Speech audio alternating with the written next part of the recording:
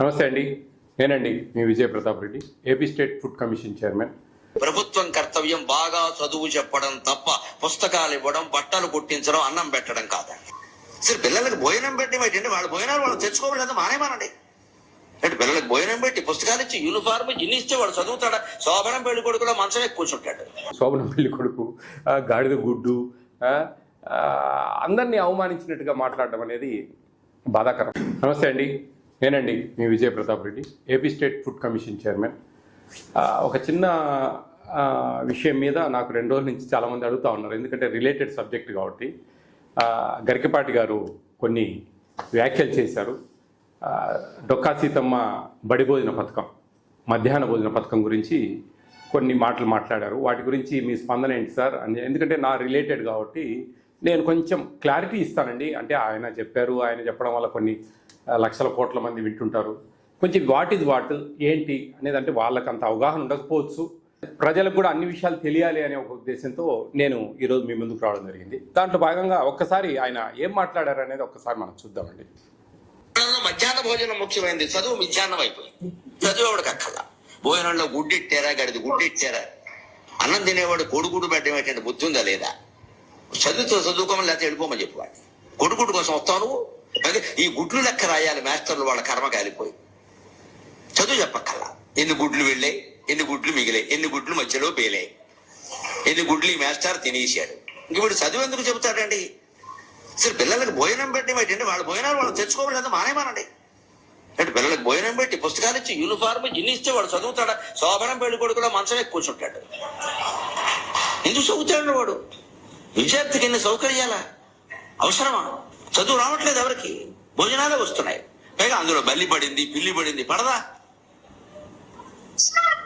ఆ వండి పెట్టే వాళ్ళకి డబ్బులు ఉండవు. ఎక్కడి నుంచి ఇస్తారు? ఎంతమందికి ఇస్తారమ్మా? దార పోస్తారు ప్రభుత్వం వాళ్ళు. ఎక్కడి నుంచి ఉన్నాయి డబ్బులు? ఇక్కడ నీ డబ్బులు పెట్టి నువ్వు చదువుకో, నీ అన్నం నువ్వు తిను, నీ బట్టలు నువ్వు కట్టుకో, నీకు ఇష్టమైతే చదువు. ప్రభుత్వం పని ఏమిటంటే, ఉభయ తెలుగు రాష్ట్రాల పెద్దలందరూ వింటారు నా కెమెరా ద్వారా కాబట్టి చెబుతున్నా, ప్రభుత్వం కర్తవ్యం బాగా చదువు చెప్పడం తప్ప పుస్తకాలు ఇవ్వడం, బట్టలు కుట్టించడం, అన్నం పెట్టడం కాదు. ఇది కొంచెం బాధాకరమైన విషయాలు. ఎందుకంటే ఈ మిడ్ డే మీల్స్ అనేది పేద పిల్లల హక్కు. మనము జనరల్గా ఆలోచిస్తే ఇదొక ఫ్యాషన్, అదొక లగ్జరీ కాదండి. పిల్లలు పెట్టే భోజనం ఒక లగ్జరీ కాదు, అది వాళ్ళ జన్మ హక్కు. ఆ విధంగా మనకు ప్రభుత్వాలు, సుప్రీంకోర్టు దాని మీద మనకు చెప్పడం జరిగింది. దీంట్లో ముఖ్యంగా దాదాపు 1960లో తమిళనాడులో ఈ మధ్యాహ్న భోజన పథకాన్ని అప్పటి ముఖ్యమంత్రి వర్యులు కుమారస్వామి కామరాజ్ గారు ఆయన ప్రారంభించడం జరిగింది. దాని తర్వాత 1996లో మొత్తం ఇండియా అంతా ఇంప్లిమెంటేషన్ చేశారు. అప్పుడు 1 to 5th వరకు మాత్రమే మధ్యాహ్న భోజనం ఇచ్చేవాళ్ళు. 2003లో పూర్తి స్థాయిలో 10th క్లాస్ వరకు, ఫస్ట్ క్లాస్ నుంచి ఈ మధ్యాహ్న భోజన పథకం అనేది అమలు చేస్తున్నారు. దీంట్లో ముఖ్యంగా ఒకటి గమనించాలండి అందరూ కూడా. దీంట్లో ఆర్టికల్ 21 రైట్ ఆఫ్ లైఫ్ అని మన రాజ్యాంగంలో ఒకటి ఉందండి. దీనికి సపోర్ట్ చేస్తూ సుప్రీంకోర్టు చెప్పిన మాటలు కూడా దీంట్లో మిళితమై ఉన్నాయి.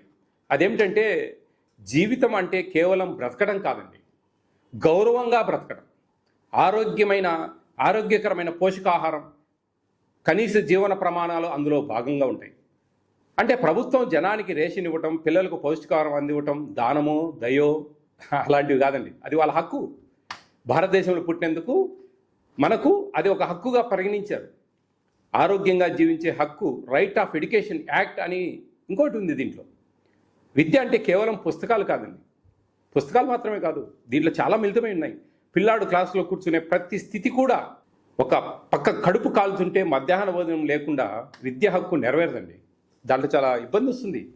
స్కూల్ పిల్లలకు మధ్యాహ్న భోజనం ఇవ్వడం ఒక చట్టబద్ధ హక్కు.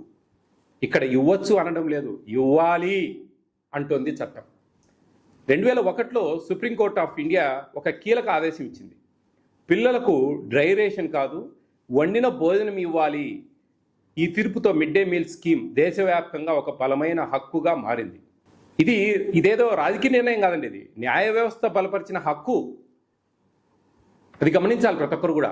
అది కాకుండా ఇలా మాట్లాడడం అనేది కొంచెం ఆయన విజ్ఞత, ఆయనకు పూర్తి స్థాయిలో తెలియకపోయి ఉండొచ్చు. ఏదో ఇదే ఒక గుడ్లు పెడతా ఉన్నారు.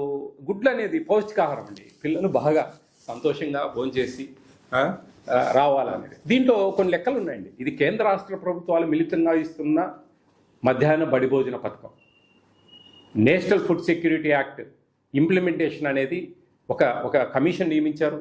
మేము కూడా ఈ మధ్యాహ్న భోజనం గురించి అవేర్నెస్ చేస్తున్నాము, సక్రమంగా జరగాలి అనే దీంట్లో primary, upper primary, high school, junior colleges దాదాపు 43,701 ఇన్ని ఇన్స్టిట్యూషన్స్లో మనము మిడ్ డే మీల్స్ ఇస్తున్నాం. దాదాపు 31,42,706 మంది భోజనం చేస్తూ ఉన్నారు. దీంట్లో మనకు 60% షేర్ అనేది సెంట్రల్ గవర్నమెంట్ ఇస్తుంది. తర్వాత స్టేట్ గవర్నమెంట్ 40%గా దీన్ని అక్కడి నుంచి వస్తాయండి అన్నీ కూడా. దానికి సంబంధించిన డబ్బులు అవన్నీ కూడా ఆ లెక్కలన్నీ మీకు చూపిస్తా ఉన్నా. దీంట్లో ముఖ్యంగా 1 to 5th లోపు పిల్లలకు ప్రభుత్వము ₹6.78 కర్రీ చేసినందుకు, 6th to ఇంటర్మీడియట్ పిల్లలకు ₹10.17 కేటాయించారు. దాంట్లో 60% సెంట్రల్ గవర్నమెంట్, 40% స్టేట్ గవర్నమెంట్ షేర్లో వస్తుంది. వంట వాళ్ళ జీతాలు అవి సెంట్రల్ గవర్నమెంట్, స్టేట్ గవర్నమెంట్ షేర్లో ఇస్తుంది. రైస్ ఉచితంగా వెళ్తాయి. ఎగ్స్, చిక్కీస్ ప్లస్ రాగి మాల్ట్కు సంబంధించి, రాగి మాల్ట్ అండి ఇది సత్యసాయి ట్రస్ట్ వాళ్ళు 50% వాళ్ళు, 50% స్టేట్ గవర్నమెంట్ పెట్టుకుంటా ఉంది. రాగి మాల్ట్ బెల్లానికి, జాగ్రీకి. ఇది గమనించాలి అందరూ కూడా. సత్యసాయి ట్రస్ట్ పుట్టపర్తికి సంబంధించిన వాళ్ళు దీన్ని పార్టిషన్గా మన ఏపీ స్టేట్లో గత ప్రభుత్వం నుంచి ఈ విధంగా ఏర్పాటు చేయడం జరిగింది. ఇది ఈ విధంగా ఉంటాయండి షేర్స్. ఆ విధంగా మనకు లెక్కాచారాలన్నీ ఉన్నాయి క్లియర్గా.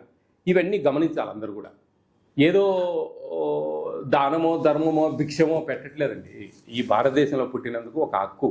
దీనివల్ల పిల్లలు మంచిగా స్కూల్కి రావాలి, మంచిగా చదువుకోవాలి. మధ్యాహ్నం అనేది ఇంటి దగ్గర ఆ తల్లి పొద్దున 8 కల్లా తయారు చేసి పంపించాలంటే అది మెత్తబడిపోతుంది మధ్యాహ్నానికి.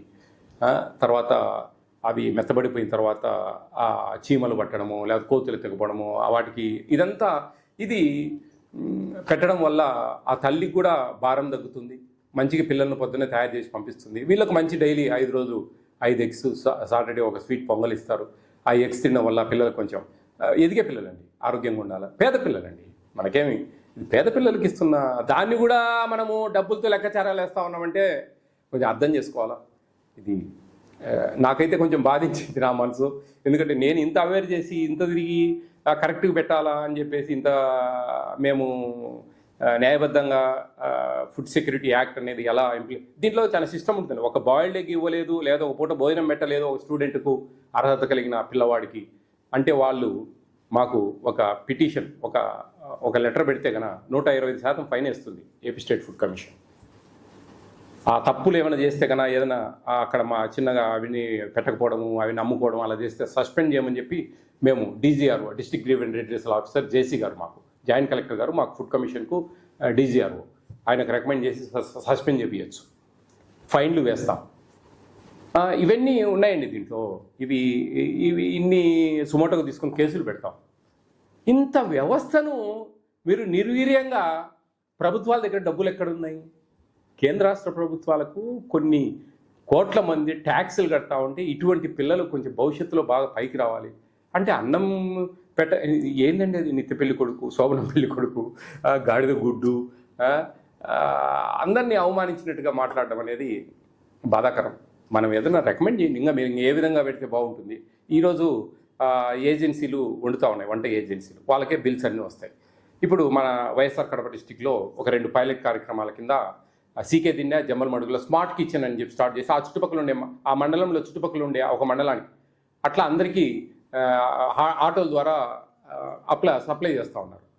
అది రేపు జూన్ నుంచి మోస్ట్ ప్రాబర్లీ డిస్టిక్ అంతా కూడా ఒక పైలట్ కార్యక్రమం కింద ఇది ఇస్తే అది ఆ విధంగా బాగుంది అనుకుంటే కనుక స్టేట్ అంతా కూడా ఇంప్లిమెంట్ చేస్తుంది. అక్షయ పాత్ర వాళ్ళు బ్రహ్మాండంగా భోజనాలు ఇస్తూ ఉన్నారు. ఇట్లా ఏదైనా మంచి సలహాలు ఇవ్వండి. మీకు ఒక పద్మశ్రీ అని చెప్పి ఒక గొప్ప బిరుదు ఇచ్చారు, ఒక ప్రభుత్వం గౌరవించింది, సత్కరించింది. దానికి సార్థకతగా మీరు ఇట్లా అవమానకరంగా అంటే ఐ ఫీల్ వెరీ బ్యాడ్ అండి. ఎందుకంటే నేను ఇంత తిరిగి ఈ గుడ్లు పెట్టాలి ఖచ్చితంగా, ఇంకా భోజనాలు సరిగా ఉండాలి, పిల్లలు సక్రమంగా స్కూల్కి రావాలి. పోర్టిఫైడ్ కెన్నెల్స్ ఇస్తా ఉన్నాం ఆ రైస్లో. పోర్టిఫైడ్ కెన్నెల్స్ అంటే ఒక 5 mm లెంగ్త్ 2.5 mm వెడుతుంటుంది ఒక్కొక్క గింజ. అది 25 kg బ్యాగ్లో 250 గ్రాములు కలుపుతారు. అవి గంజి వంచకుండా అట్టేసులు పోసుకొని సరి నీళ్లు పోసుకొని ఉడకబెట్టాలి అన్నం. ఎందుకంటే గంజి ఉంచితే అందులో వెళ్ళిపోతాయి అవి. ఎందుకంటే కరిగే స్వభావం ఉంటుంది వాటికి. మెతుకులాగా చేతికి దొరకదు, అది కరిగిపోతుంది గంజిలో. దాంట్లో folic acid, vitamin B12, iron ఇలాంటివి విటమిన్స్ ఉన్నాయి. అవి బ్యాక్ బోన్ స్ట్రెంథ్ అవుతుంది, మంచిగా నాడీ వ్యవస్థ బాగా పనిచేస్తుంది, మెమరీ పవర్ బాగా ఇంక్రీజ్ అవుతుంది. ఇవన్నీ ఎన్నో పోషకమైన విలువలు కలిగిన ఇది ఇస్తాము. అవి బయట కూడా దొరకవండి. అంతే పిల్లలకి ఇంత ఆరోగ్యకరంగా మంచిగా చేసి మంచిగా గొప్పగా పేద పిల్లలు, నిజంగానే పేద పిల్లలను అంటే వాళ్ళు లెక్కలేదా మనకు? వాళ్ళేనండి మన రాష్ట్రానికి, మన దేశానికి వెన్నుముక్క. వాళ్ళేనండి మన భవిష్యత్తు. ఎంతోమంది ఈ గవర్నమెంట్ స్కూళ్ళల్లో చదివి పెద్ద పెద్ద అధికారులైన వాళ్ళు చాలామంది ఉన్నారు. కోకొల్లలు ఎట్లొచ్చిందంత? ఇట్లా ఇంకా సపోర్ట్ చేస్తూ వాళ్ళకు బుక్స్, మీకు ఏం భయం లేదమ్మా, గవర్నమెంట్ స్కూళ్ళలో చదవండి, మంచి క్వాలిఫైడ్ టీచర్స్, కాంపిటేటివ్ ఎగ్జామ్స్లో సక్సెస్ అయ్యి వచ్చిన వాళ్ళకు వాళ్ళు చెప్పేది చాలా బాగుంటుంది, బాగా పిల్లలకు అర్థమవుతుంది, మంచి మార్కులు వస్తాయి. ఈ మధ్య గమనించారు మీరు, ఎక్కడ కూడా ప్రైవేట్ స్కూల్స్కు పోటీ పడతా ఉన్నాయి గవర్నమెంట్ స్కూల్స్ మార్క్స్ విషయంలో. ఇవన్నీ మనం మంచిగా అన్నీ సక్రమంగా ఇవ్వబట్టే వాళ్ళు చదువుకుంటా ఉన్నారు బాగా. వాళ్ళకి చదువే ఇస్తాము, ఇవన్నీ ఇవ్వము అంటే అది వాళ్ళ ప్రాథమిక హక్కు అండి. న్యాయ వ్యవస్థలు చెప్పాయి. ఎవరో ఏ ప్రభుత్వమో వాళ్ళకే వాళ్ళు డిసైడ్ చేసుకునేది కాదు ఇది. 2003 సంవత్సరం నుంచి ప్రతి ఒక్క పిల్లవాడికి మధ్యాహ్న భోజనం ఇవ్వాలనేది. గత సంవత్సరం నుంచి ఇంటర్మీడియట్కి ఇస్తా ఉంది ఏపీ స్టేట్లో మిడ్ డే మీల్స్. ఇంకా ఆ విధంగా మనం సపోర్ట్ చేయాలి వాళ్ళకు. అప్పుడే మన స్కూల్ స్ట్రెంగ్త్ పెరగకపోతే ఎక్కడి నుంచి మీరు ఉద్యోగాలు క్రియేట్ చేస్తారు? ఉండే ఉద్యోగాలు పోతాయండి. గవర్నమెంట్ స్కూల్స్కి పిల్లలు పెరుగుతూ ఉంటేనే మనకు టీచర్ పోస్టులు ఇచ్చి ఇంకా వాళ్ళకు సపోర్ట్ చేసి వాళ్ళకు మంచి పిల్లలు తగ్గిపోతూ ఉన్నారు. మాకు టీచర్ ఉద్యోగాలు కావాలంటే టీచర్ ఉద్యోగాలు ఎందుకండి? అవసరం లేని కాడ ఇప్పుడు డిమాండ్ అండ్ సప్లై. ఇప్పుడు మాకు అవసరం లేదు టీచర్లు, కానీ మాకు టీచర్ ఉద్యోగాలు కావాలని నిరుద్యోగులు బీడీ చేసిన వాళ్ళు, సెకండ్ గ్రేడ్ చేసిన వాళ్ళు అడుగుతా ఉన్నారు. అప్పుడు పిల్లలు పెరిగితే కదా మనకు రిక్వైర్మెంట్ టీచర్స్. ఊరికి టీచర్ పోస్టులు అన్ని నోటిఫికేషన్ ఇచ్చి ఫిలప్ చేస్తే పిల్లలు లేకుంటే ఎవరికి చెప్పాలి వాళ్ళ చదువు? ఏం పనింది వాళ్ళతో? ఆ విధంగా పెరగాలంటే ఇవి కొన్ని మనము ప్లస్లు చూసుకోవాలండి. బట్టలు ఇవ్వడము, షూస్ ఇవ్వడము, మంచిగా వాళ్ళకి మంచి భోజనాలు ఇవ్వడము, బుక్స్ ఇవ్వడము, ఇలాంటివన్నీ కూడా కొన్ని చేయగలిగితే వాళ్ళని మనం రాబట్టుకుంటాం పిల్లల్ని. అరే మాకు వాళ్ళకు ధైర్యం ఉంటుంది, ఒక భరోసా ఉంటుంది, మంచి చదువులు వస్తే మంచి భోజనాలు పెడుతున్నారు, అన్నీ మాకు ఉచితంగా ఇస్తూ ఉన్నారు కదా అనే ఉద్దేశం. అట్లా ప్రభుత్వం దగ్గర డబ్బులు లేవని ప్రభుత్వాన్ని అవమానకరంగా, పేద పిల్లలకు పెట్టే భోజనాల మీద మనం కొన్ని అవమానకరంగా మాట్లాడడం అనేది మీ విజ్ఞత అండి. నేనైతే నచ్చుకున్న విషయాలు ఎంతోమంది అడుగుతూ ఉన్నాను. నా మనస్సులోని మాటలు నేను చెప్పగలిగాను. ఏంటి what is mid day meals అనేది తెలుసుకుంటారని. థ్యాంక్ యూ అన్నారు. మరిన్ని వీడియోస్ చూడాలంటే మా ఛానల్ని మన విశ్వం టీవీని సబ్స్క్రైబ్ చేసుకోండి.